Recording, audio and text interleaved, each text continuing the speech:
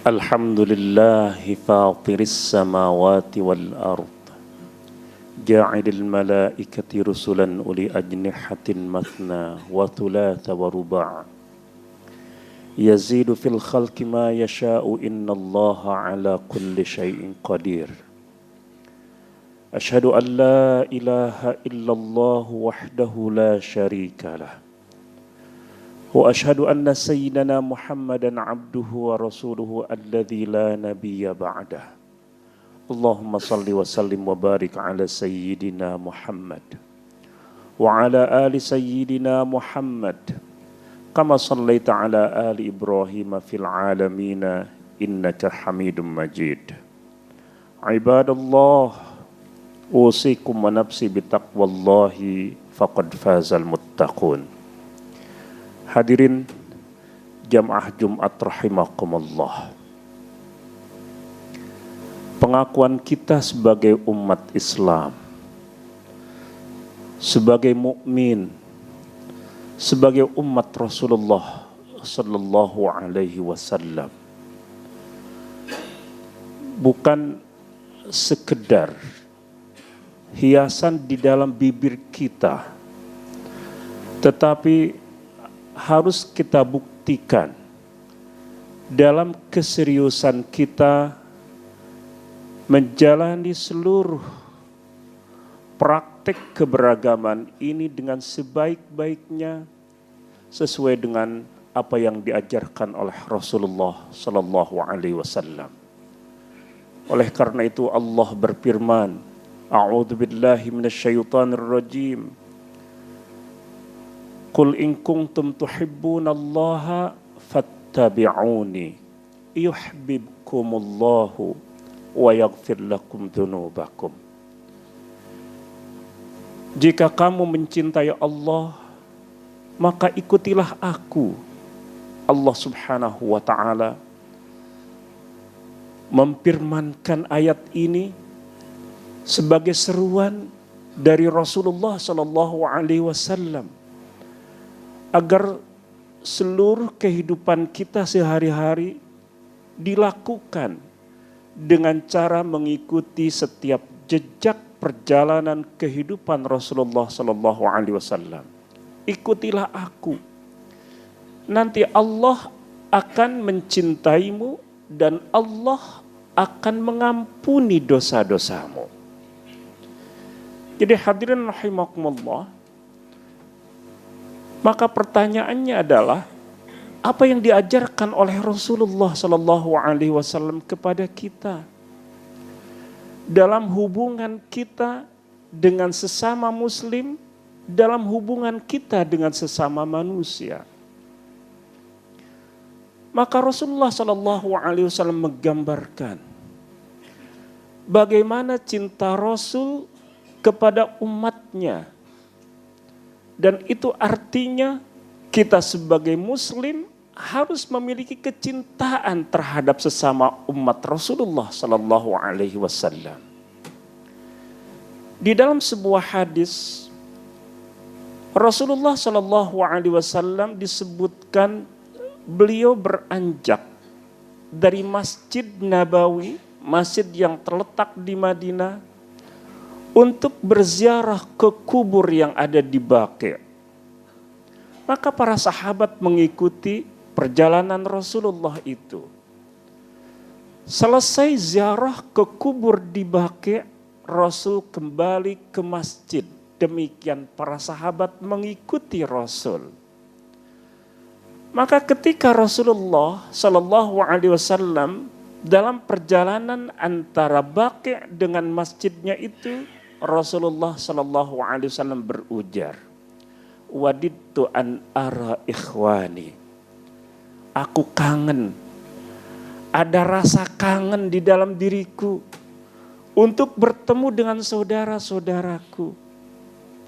Maka para sahabat berkata, "Wahai Rasulullah, bukankah kami ini saudara-saudaramu?" Nabi mengatakan, la bal antum ashabi. Bukan, kalian adalah sahabat-sahabatku. Tetapi saudara-saudaraku adalah orang-orang yang akan datang di kemudian hari mereka tidak pernah bertemu denganku, tetapi mereka beriman dan mengikuti jejakku. Subhanallah. Jadi kita ini adalah saudara-saudaranya Rasulullah. Mereka yang hidup bersama Rasul adalah sahabat-sahabatnya. Dan ini adalah kemuliaan bagi kita umatnya yang hidup pada zaman ini. Sejak Rasulullah SAW dipanggil oleh Allah sampai akhir zaman, mereka orang-orang yang beriman, mereka yang menjalankan kehidupannya sesuai dengan tuntunan ajaran agama yang diajarkan oleh Rasulullah adalah saudara-saudaranya itu. Kalau Rasul mencintai umatnya, bahkan disebut dengan saudaranya, maka itu artinya upaya kita untuk terus mengikuti jejak perjalanan hidup Rasulullah harus memposisikan siapapun umat Rasulullah itu adalah sebagai saudara. Oleh karena itu Allah tegaskan innamal mu'minuna ikhwatun. Sesungguhnya orang-orang yang beriman itu bersaudara. Fa aslihu baina akhwaikum. Kalau ada sesuatu yang terjadi yang membuat satu sama lain merasa tidak enak di dalam kehidupan sehari-harinya, maka islahkanlah, akurkanlah, upayakanlah agar terjadi rekonsiliasi, dan itu menjadi kewajiban dari setiap umat Rasulullah Sallallahu Alaihi Wasallam. Karena itu maka hubungan persaudaraan antara setiap umat Islam tidak hanya terbatas oleh ikatan ruang di mana kita dengan mereka merupakan sesama anak bangsa sebuah negeri. Tidak hanya dibatasi oleh negara bangsa. Tetapi persaudaraan umat Islam ini menyeluruh, bersifat universal dimanapun mereka berada, mereka adalah saudara kita. Karena itu bahagia mereka, bahagia kita, sedih mereka adalah kesedihan kita, kesengsaraan mereka pun juga sesungguhnya adalah kesengsaraan kita. Karena itu Rasulullah menegaskan bahwa al-mu'minu lil mu'mini kal jasadil wahid. Hubungan antara seorang mukmin dengan mukmin lain adalah seperti satu tubuh. Idza ishtaka minhu udwun tada'alahu bis-sahari wal humma. Jika ada satu anggota tubuh itu yang menderita sakit, maka dipastikan anggota tubuh yang lain akan merasakan rasa sakitnya itu, bahkan akan membuat dia sebagai umat manusia atau sebagai manusia tidak bisa tidur disebabkan karena satu anggota tubuhnya yang sedang sakit itu. Maka begitulah sesungguhnya hubungan persaudaraan di antara umat muslim, umat Rasulullah sallallahu alaihi wasallam itu. Hadirin rahimakumullah, hari-hari ini saudara-saudara kita yang ada di Palestina sedang menghadapi situasi yang sangat sulit. Bangsa-bangsa sudah mendapatkan kemerdekaannya. Yang kemudian terabaikan di dalam kehidupan umat manusia itu justru saudara-saudara kita. Bangsa-bangsa di dunia seolah-olah mereka memiliki orang tua yang mengurus mereka di lembaga tertinggi, organisasi tertinggi di dunia ini. Tetapi siapa yang ngurus, memperhatikan, mengayomi saudara-saudara kita yang muslim, khususnya di negara seperti di Palestina itu? Hadirin rahimakumullah, derita mereka adalah derita kita. Yang seandainya Rasulullah Sallallahu Alaihi Wasallam hadir bersama kita hari ini, Rasul menyaksikan apa yang kita perbuat, berkaitan dengan sikap kita terhadap saudara-saudara kita meskipun mereka ada di sana yang jauh. Kira-kira apakah Rasul ridho dengan sikap kita? Atau justru sebaliknya Rasul murka terhadap kita semua karena tidak peduli. Atau mungkin karena kita abai dengan hak-hak dasar persaudaraan antara kita dengan mereka. Hadirin rahimakumullah. Karena itu kita harus sadar bahwa kehidupan kita sebagai muslim bukan hanya kita harus memperhatikan diri kita, keluarga kita, masyarakat yang ada di sekitar kita. Tetapi sesungguhnya mereka yang meskipun jauh juga adalah merupakan kewajiban kita untuk memperhatikan mereka. Dalam pembahasan fikih, para ulama kita membicarakan tentang kewajiban umat Islam memerdekakan tanah yang dirampas milik saudara-saudaranya. Kewajibannya adalah bahwa ketika mereka memiliki tanah yang dirampas, lalu kemudian mereka terjajah, maka mereka yang tinggal di situ memiliki kewajiban fardu ain untuk memerdekakan dirinya. Ketika mereka tidak mampu untuk memerdekakan dirinya, maka berarti umat Islam yang ada di sekitar wilayah itu, di luar wilayah itu tetapi ada di sekitarnya, mereka terkena kewajiban untuk ikut serta membantu memerdekakan negerinya. Ketika wilayah-wilayah yang ada di sekitarnya pun tidak mampu, maka berarti umat Islam dituntut untuk ikut serta, memikirkan dan membantu mereka untuk bisa keluar dari cengkraman penjajahan itu. Hadirin rahimakumullah. Karena itu Rasulullah SAW bersabda, "Man lam yahtam bi amril muslimina falaysa minhum." Siapa yang tidak memedulikan, tidak memperhatikan, tidak peduli dengan urusan umat Islam, maka dia tidak termasuk bagian dari mereka umat Islam. Na'udzubillah. Karena itu setidaknya ada kepedulian, setidaknya ada sesuatu yang kita perbuat untuk saudara-saudara kita di sana. Jika kita memiliki kemampuan secara finansial, maka kita dituntut untuk memberikan bantuan finansial itu. Sehingga di dalam hadis dikatakan menjahaza ghazian fi sabilillahi faqad ghaza. Siapa yang menyiapkan perbekalan, perlengkapan untuk seorang mukmin ketika mereka harus berjuang memperjuangkan kemerdekaan negerinya, maka orang yang ikut serta di dalam memberikan bantuan perlengkapan itu sama dengan dia berjuang di jalan Allah. Ini nilai yang bukan nilai yang sederhana. Karena Rasulullah SAW menyebutkan dirwatu sinamil Islam al-jihadu fi sabilillah.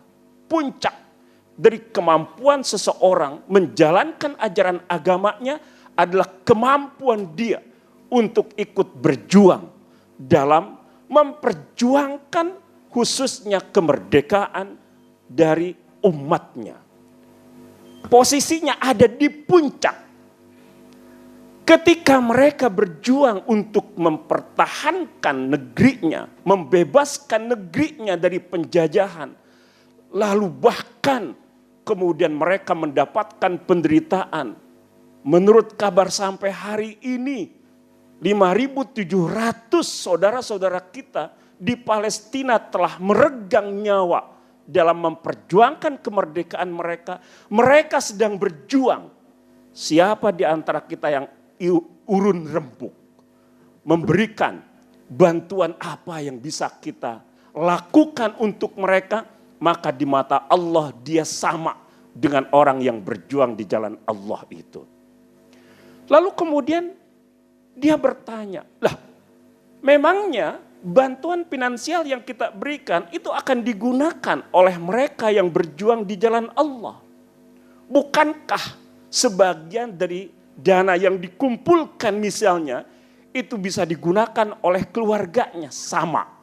Karena hadis itu kemudian menyebutkan man jahaza ghazian fi ahlihi bi khairin faqad ghaza. Siapa orang yang memberikan bantuan yang akan digunakan oleh keluarga orang yang ditinggal untuk berjuang, maka dia sama dengan orang yang berjuang di jalan Allah Subhanahu wa ta'ala. Karena itu maka hadirin rahimakumullah, ini yang bisa kita lakukan. Masing-masing silahkan mengukur kira-kira apa yang bisa dia berikan. Jika tidak bisa mengeluarkan bantuan finansial, maka setidaknya doa kita kepada Allah adalah bagian dari kepedulian, bagian dari cara kita memenuhi hak-hak saudara kita itu. Karena itu maka jangan pelit hanya sekedar dengan doa kita kepada Allah. Apakah doa-doa kita kepada Allah akan bisa meringankan beban saudara-saudara kita?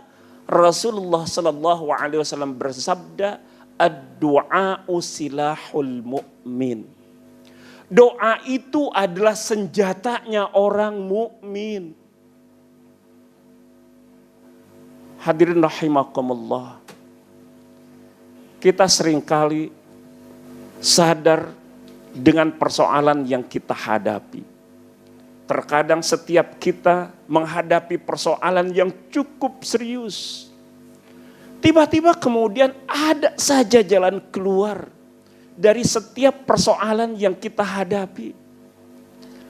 Pertanyaannya adalah kira-kira siapa yang menyediakan jalan keluar atas setiap persoalan kita? Pasti Allah. Tetapi ketika Allah berikan jalan keluar atas setiap persoalan kita, ini kira-kira doa siapa itu? Boleh jadi kita berdoa kepada Allah lalu kemudian Allah berkenan mendengar dan mengistijabah doa kita. Tapi juga sangat mungkin bahwa itu adalah bagian dari istijabah Allah atas doa-doa yang dilantunkan oleh orang-orang yang bahkan kita tidak mengetahuinya, tidak mengenalnya. Hadirin rahimakumullah. Karena itu ad-du'a'u silahul mu'min. Sertakan mereka orang-orang yang sedang berjuang ada di garis terdepan di dalam mempertahankan agama dan negerinya itu di dalam setiap doa-doa terbaik kita. Di dalam setiap doa yang kita panjatkan kepada Allah setelah kita melaksanakan sholat 5 waktu. Setelah kita melaksanakan qiyam. Ketika kita berada pada saat-saat mustajab. Mudah-mudahan kemudian Allah mendengar. Allah kemudian melihat kepedulian dari semua kita. Lalu kemudian Allah ringankan penderitaan yang sedang dihadapi oleh saudara-saudara kita itu. Hadirin rahimakumullah, betapa erat hubungan antara kita dengan mereka. Baitul Maqdis itu hadirin rahimakumullah adalah kiblat pertama dari kiblat kita. Jadi sebelum Rasulullah Sallallahu Alaihi Wasallam diperintahkan untuk menghadap ke Baitullah sebagai kiblat di dalam salatnya, Rasulullah Sallallahu Alaihi Wasallam selama 16 bulan atau 17 bulan di dalam hadis diriwayatkan oleh Imam Bukhari itu berkiblat ke Baitul Maqdis. Lalu kemudian Allah ganti kiblat umat Islam itu sehingga kita semua sekarang melaksanakan salat dengan menghadap ke Baitullah, Ka'bah yang ada di Mekah. Hadirin rahimakumullah, Rasulullah diisrakan dari Masjidil Haram ilal Masjidil Aqsa, ke Masjidil Aqsa. Apa artinya artinya adalah bahwa Masjidil Aqsa, Baitul Maqdis adalah bagian dari keberagamaan kita. Jadi persoalan mereka bukan hanya sekedar persoalan politik dari orang-orang yang tinggal di wilayah itu, tetapi ia adalah persoalan yang ada di dalam jantung keberagamaan kita. Sesungguhnya kita harus bersyukur karena mereka, orang-orang yang tinggal di Palestina itu selalu ada orang-orang yang memiliki kesiapan untuk berjuang di jalan Allah. Dan itu adalah jaminan dari Rasulullah SAW. Yang Rasul tentu tidak berbicara berdasarkan hawa nafsunya. Tetapi Rasul berbicara berdasarkan wahyu yang Allah wahyukan kepadanya. Wa ma yantiqu 'anil hawa in huwa illa wahyu yuha. Di dalam sebuah hadis diriwayatkan oleh Imam Bukhari dan Imam Muslim, Rasulullah SAW bersabda, la yazalu ta'ifatun min ummati bahirina 'alal haq la yadurruhum man khadhalahum wala man khalafahum hatta ya'tiya amrullahi wa hum 'ala dzalik. Akan selalu ada komunitas manusia, kelompok-kelompok manusia yang memperjuangkan kebenaran, dhahirina 'alal haq. Mereka tidak lekang semangatnya hanya karena dimusuhi oleh para musuh-musuhnya. Tidak menjadi turun semangat juang mereka hanya karena mereka dihinakan. Hatta ya'tiya amrullah, sampai datang kepastian Allah. Apa yang menjadi kepastian Allah? Para ulama menyebutkan dua kemungkinan. Yang pertama adalah an-nasru, kemenangan yang Allah berikan kepada mereka. Mudah-mudahan Allah segera memberikan kemenangan itu kepada mereka. Atau asy-syahadah, atau kesyahidan. Dan sesungguhnya kesyahidan itu bagi dia yang sedang berjuang adalah bentuk kemenangan dia di hadapan Allah Subhanahu wa ta'ala. Karena itu maka hatta ya'tiya amrullah wa hum 'ala dzalik, dan mereka tetap ada di dalam semangat juangnya itu. Maka karena itu kewajiban kita yang menjadi saudara-saudara mereka yang tidak menghadapi situasi yang sulit seperti apa yang mereka hadapi, kita berkewajiban untuk memberikan support kita terhadap mereka. Bagi mereka ungkapan di mana kita melaksanakan misalnya demonstrasi, mengungkapkan dukungan kita terhadap mereka, ini adalah satu dukungan moral yang luar biasa. Dan tentu karena itu maka masing-masing silahkan pilih apa yang bisa kita perbuat untuk memenuhi hak-hak saudara kita itu, sehingga kita di hadapan Allah Subhanahu wa ta'ala dicatat sebagai seorang mukmin yang telah memenuhi apa yang menjadi kewajiban kita terhadap sesama muslim itu, lalu kemudian Allah menjadikan kita semua sebagai bagian yang utuh dari umat Rasulullah sallallahu alaihi wasallam itu. Sekali lagi, man lam yahtam bi amril muslimina falaisa minhum. Siapa yang tidak peduli dengan urusan umat Islam, sesungguhnya ia tidak termasuk bagian dari mereka. Kita semua berharap mudah-mudahan ketika kita kelak bertemu dengan Rasulullah sallallahu alaihi wasallam, diaku oleh Rasulullah sebagai umatnya, lalu kemudian Rasul memberikan syafaat udmanya kepada kita. Kita sadar betapa banyak dosa yang kita lakukan. Kita sadar betapa persoalan-persoalan yang menjadi kewajiban kita terhadap Allah dan Rasulnya tidak bisa kita tunaikan dengan sebaik-baiknya. Kita memerlukan syafaat dari baginda Rasulullah. Mudah-mudahan kepedulian ini menjadi sebab Rasul Sallallahu Alaihi Wasallam memberikan syafaatnya kepada kita semua kelak di yaumil akhir. Amin ya rabbal alamin. Barakallahu li walakum.